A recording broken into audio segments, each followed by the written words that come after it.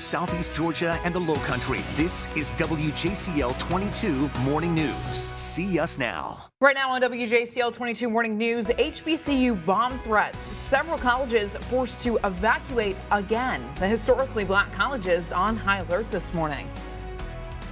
No-fly list pushback. Atlanta-based Delta Airlines wants to put aggressive anti-mask flyers on a no-fly list. The reason some senators are now taking their complaints straight to the feds.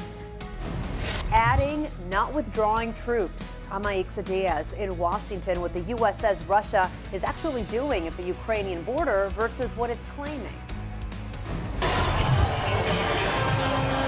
Massive parade for the Super Bowl champs. Former Georgia quarterback Matt Stafford and the LA Rams. Yeah, the two moments everyone talking about this morning.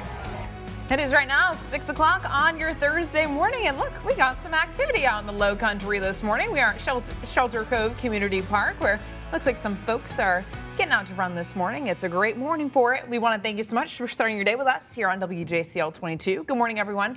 I'm Emma Hamilton. And I'm Frank Sulkowski. Not going out for a morning jog is meteorologist Jonathan Myers. Why? Because he's so physically fit already, and he's here right now with the forecast. We can't do the weather, so go ahead, Jonathan. That is a huge compliment. Yeah. Right. Here we go. Starting things off this morning, spring-like temperatures this afternoon. Actually, a good morning for a run. Temperatures out there are starting off into the low and mid 50s for a lot of us. And later this afternoon, how about upper 70s? Yeah, I feel like springtime today. Great weather for outdoor activities with that 78 later today. And keep with the rain now, the forecast all the way throughout the day and also into the evening. Had a little light rain push up across parts of the islands this morning, even in downtown Savannah. Had a brief little shower after about 10 o'clock. All that rain is out of here, and here's that forecast that'll take you through the day. After we get through this nice spring-like weather today, we will see chances for showers about this time tomorrow. We'll see some rain that'll be rolling through, but turning cooler just in time for the holiday weekend. I'll track out the chances of rain for tomorrow and Futurecast in less than 10 minutes.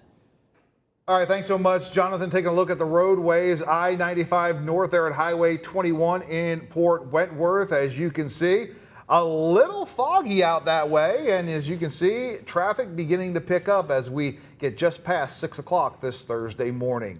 Well, right now, historically black colleges here and across the country on high alert after another round of bomb threats. At least 3 HBCUs reported threats yesterday in the Carolinas. At Claflin University in Orangeburg, South Carolina, students and staff were told to evacuate immediately, and the university had been put on lockdown. At Winston-Salem State University in North Carolina, there were no evacuations there, but authorities were on campus for hours before determining that there were no active threats. And another threat was reported at Fayetteville State University in North Carolina. These are just the latest of dozens of threats against historically black colleges and universities. The first threat was reported back on February 1st, the first day of Black History Month. Well, Black History opt-out. Parents and activists are fuming this morning, saying an elementary school is letting parents keep their kids out of Black History Month lessons.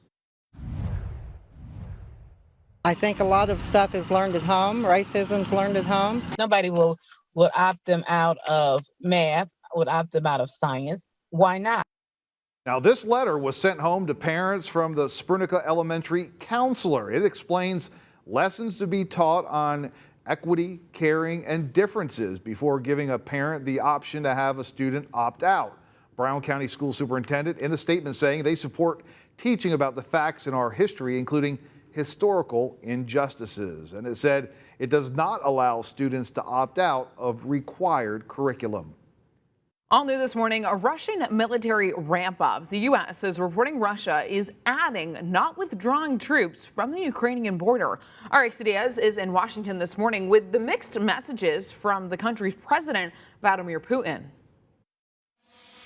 The U.S. believes Russia has added as many as 7,000 more troops to the border, even though Putin claims he wants diplomacy. We're in the window where we believe an attack could come at any time. The White House says Russia could invade Ukraine at any moment, despite claims of de-escalation. Russia said it was pulling back troops from the Ukrainian border, but the U.S. says the opposite is true. More Russian forces, not fewer, are at the border. and they are moving, concerningly, into fighting positions. In Ukraine yesterday, a day of national unity as the country watches and waits to see what Russia will do next. On Capitol Hill, senators are united in solidarity with Ukraine. The world will not shrug or stand idly by if Vladimir Putin tries to invade his neighbor. The Biden administration is sending top officials overseas to work on a diplomatic resolution. Defense Secretary Lloyd Austin is in Belgium meeting with NATO allies. And today, Vice President Kamala Harris and Secretary of State Antony Blinken are heading to Germany for the Munich Security Conference. And while she's in Germany, Vice President Harris will meet with Ukraine's President Volodymyr Zelensky. In Washington, I'm Aixa Diaz.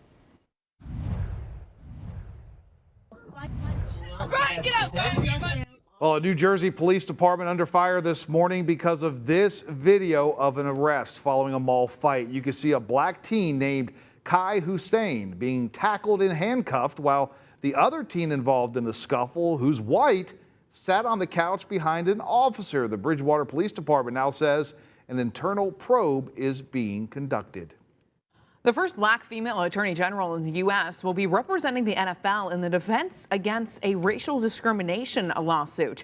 Former U.S. Attorney Loretta Lynch is taking on the role to fight against the suit from ex-Miami Dolphins coach Brian Flores. He accused the league of racial discrimination after being overlooked for job openings. There are currently just 2 black head coaches among the 32 teams in the league, where nearly 70% of the players are black. All new this morning, a crackdown on unruly airline passengers. Already this year, hundreds of incidents have been reported. Atlanta-based Delta Airlines is at the center of the fight, pushing to put unruly passengers on the federal no-fly list. But as ABC's Andrew Dimbert reports, not everyone is on board. This incident involving an unruly passenger in Florida started before her plane even took off. Go to the terminal. I'll go women. Okay. I'll help see her. Body camera video shows an officer chasing the woman through Orlando's airport as she rode a motorized suitcase. We're gonna have a bike pursuing a suitcase in a minute. It's gonna be crazy. Police say she was angry over being denied boarding because she was drunk. Did you spit at me? She's done. She's done. She spit at me. You're under arrest. Put your hands behind your back now. It comes as airports and airlines report a surge in disruptive passenger behavior. We got 4 passengers now trying to detain this gentleman, American 7875. Just last weekend, passengers on this American Airlines flight held down a man who allegedly tried to open the door mid-flight, a flight attendant reportedly subduing him with a coffee pot. The FAA is now sending 80 unruly passenger cases from the last year to the FBI to be reviewed for criminal prosecution. The country's biggest flight attendants union has joined Delta Airlines, calling for a federal no-fly list that would ban people convicted of disrupting flights from traveling on any airline. But this morning, a group of Republican senators pushing back, sending a letter to the Justice Department opposing the no-fly list idea, writing, "The majority of recent infractions on airplanes has been in relation to the mask mandate." The senators adding, creating a federal no-fly list for unruly passengers who are skeptical of this mandate would seemingly equate them to terrorists. Andrew Dimbert, ABC News, New York. Well, starting today, those who are fully vaccinated do not have to wear a mask to Disney World or Disneyland, although they're still required on enclosed transportation. People who are not fully vaccinated still need to wear a mask in all outdoor locations. The Super Bowl champs, the Los Angeles Rams, might be waking up with a little bit of a headache this morning. Yeah, just a little bit. A little hair of the dog might be needed for Matthew Stafford and company since winning the Super Bowl back on Sunday. The Rams, well, yeah, they've been doing a little bit of celebrating. You guys have been unbelievable all year. And you know what? We appreciate you. Let's go. So they went. Yesterday, they held a victory parade in L.A. No doubt Stafford's been around a celebration or two during his time in the NFL, and of course back when he was in Athens as quarterback for the Georgia Bulldogs. Yesterday, we saw him smoking cigars and having a few drinks along the parade route. His celebrating even led to some advice from another NFL quarterback, Tom Brady. Brady, who celebrated a little too much after last year when he and his Buccaneers won the Super Bowl. Yesterday, Brady tweeting, "Mix in a water, Matt. Trust me."